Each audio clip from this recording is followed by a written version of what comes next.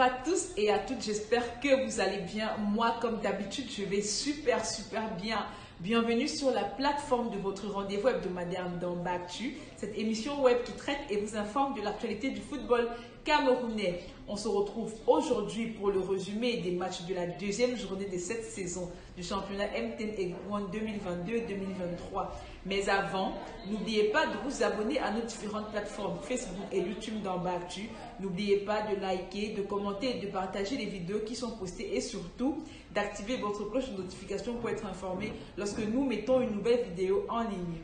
Comme à l'accoutumée, nous débutons cette édition avec la rubrique Boy le Nyama. Comme vous le savez, chaque mois, un nouveau maillot est mis en jeu et ce mois-ci, c'est un maillot de AS Futuro, dédicacé par leur sociétaire Freddy Atemungue. AS Futuro, nous rappelons, qui est une équipe qui évolue en Ligue régionale.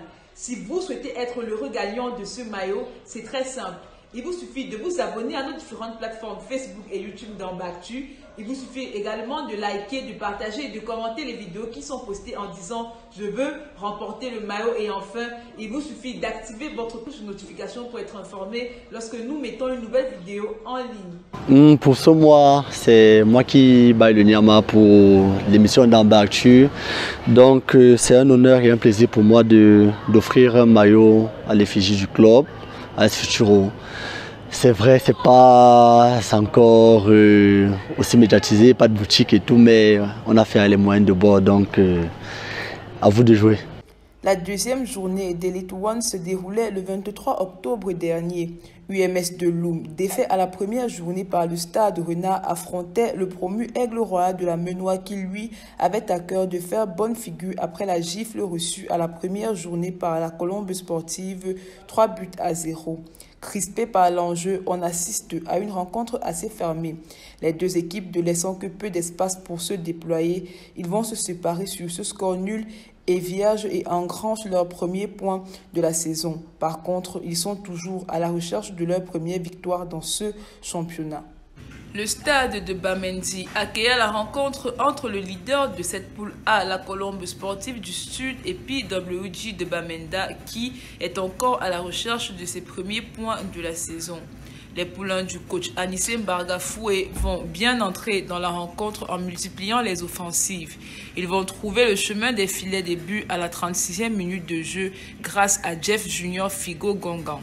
Dépassés par la vivacité des violets et blancs, les Abakwa Boys vont être réduits en 10 en raison d'un carton rouge écopé à la 41e minute de jeu. Au retour des vestiaires, la Colombe va revenir avec les mêmes intentions et à la 76e minute, Jeff Junior Gongan va une nouvelle fois faire flancher la défense de PWG de Bamenda en inscrivant son deuxième but dans ce match. Le score final de 2-0 en faveur de Colombe Sportive qui enchaîne une deuxième victoire et un deuxième clean sheet.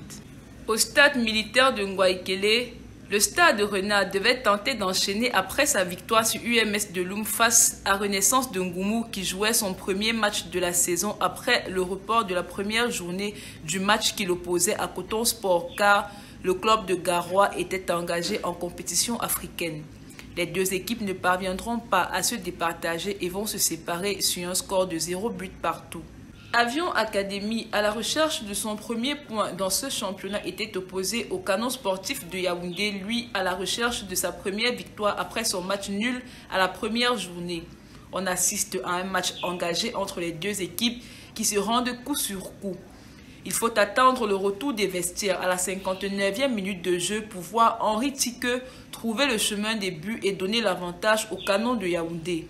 Joie de très courte durée car les Nkamois vont revenir au score 3 minutes plus tard à la 62e minute de jeu. Les deux équipes n'arriveront pas à se départager et vont se séparer sur ce score de 1 but partout. Le Canon de Yaoundé toujours à la recherche de sa première victoire dans ce championnat. Avant de passer au résumé des matchs de la poule B, nous marquons une petite pause avec la rubrique Ndamba du Quat. Aujourd'hui, je vous emmène du côté du quartier de Tinga. Si vous aussi vous souhaitez voir vos vidéos diffusées sur nos différentes plateformes, n'hésitez surtout pas à les envoyer sur notre messagerie Facebook Ndamba Actu. Cette formation dans ce métier et que le gardien impérial de ce soir qui avait tout fait pour éviter cette chose de partir.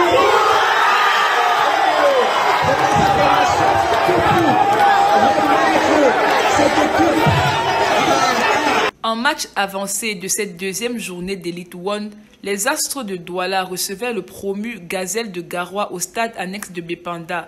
Dès l'entame de la rencontre, le petit pousset du championnat ne se laisse pas impressionner et va même ouvrir le score à la 24e minute de jeu grâce à Yuguda Kada avant de se faire rejoindre quelques minutes plus tard par Simplice Bang à la 34e minute de jeu. Un but partout à la mi-temps. Au retour des vestiaires, la Gazelle reviendra avec des meilleures intentions et vont prendre l'avantage à la 51e minute de jeu par Issa Mustafa sur une passe décisive de Yuguda Kada.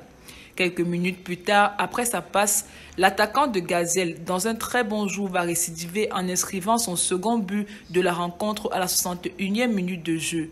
Le score n'évoluera plus jusqu'à la fin de la rencontre. Les deux équipes se séparent donc sur cette victoire de Gazelle qui n'entend pas jouer les figurants dans cette poule B. Après leur match nul à la première journée, Football Club de Baham et Dragon de Yaoundé avaient à cœur de repartir avec leur première victoire de la saison. Les Yangwa Boys vont bien entrer dans la rencontre en inscrivant le premier but du match à la 24e minute de jeu par l'intermédiaire de leur attaquant Ibrahim Mouchili qui signe là son deuxième but depuis le début de la saison. Malgré les nombreuses occasions de part et d'autre, les deux équipes regagneront les vestiaires sur un score d'un but à 0. Au retour des vestiaires, Dragon revient avec de meilleures intentions et réussit à revenir au score à la 63e minute de jeu grâce à un pénalty transformé par Giovanni Nouma. Joie de courte durée car 5 minutes plus tard, Frank Beckham va donner l'avantage à Football Club de Baham à la 69e minute de jeu. Le score restera inchangé jusqu'à la fin de la rencontre. Les Yangwa Boys enregistrent donc leur première victoire de cette saison de MTN Elite One et Dragon FC de Yaoundé quant à lui devra attendre pour sa première victoire. APGS Dunfou faisait son entrée en championnat ce dimanche au stade de Ngwaikele face à Faux Vazur Football Club. Au coup d'envoi, les joueurs d'APGS se montrent les plus entreprenants et vont d'ailleurs obtenir un penalty à la 25e minute de jeu.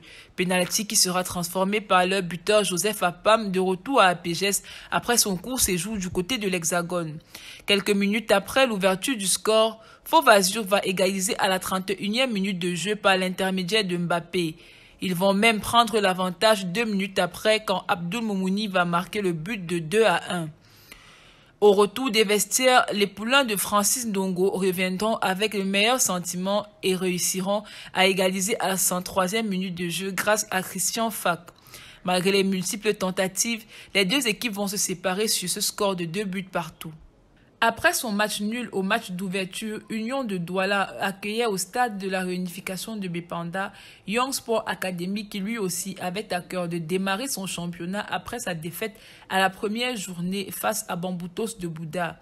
Dès le début de la rencontre, les deux équipes se livrent une bataille acharnée et se rendent coup pour coup jusqu'à la 56e minute de jeu quand l'avant-centre des Nassara Boys, Roche Phoning, trouve le chemin des buts avant de récidiver 20 minutes plus tard à la 75e minute de jeu.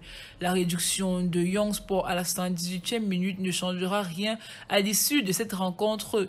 Union de Douala qui enregistre donc sa première victoire en championnat au grand désarroi de Young Sport qui enchaîne une deuxième défaite. En match en retard de cette deuxième journée d'Elite One, Bamboutos devait confirmer son bon début de saison en essayant d'enchaîner une seconde victoire face à Yafoot qui, lui, battu à la première journée, voulait remporter ses premiers points de la saison. Dès l'entame de la rencontre, les deux équipes se livrent à une belle bataille mais pêchent dans les finitions. Ils ne parviendront pas à ouvrir le score jusqu'à la mi-temps. Au retour des vestiaires, les Mangwa Boys vont se montrer plus dangereux. Il faudra attendre la 71e minute de jeu pour voir Bamboutos ouvrir le score sur un penalty transformé par Junior Kemadjou.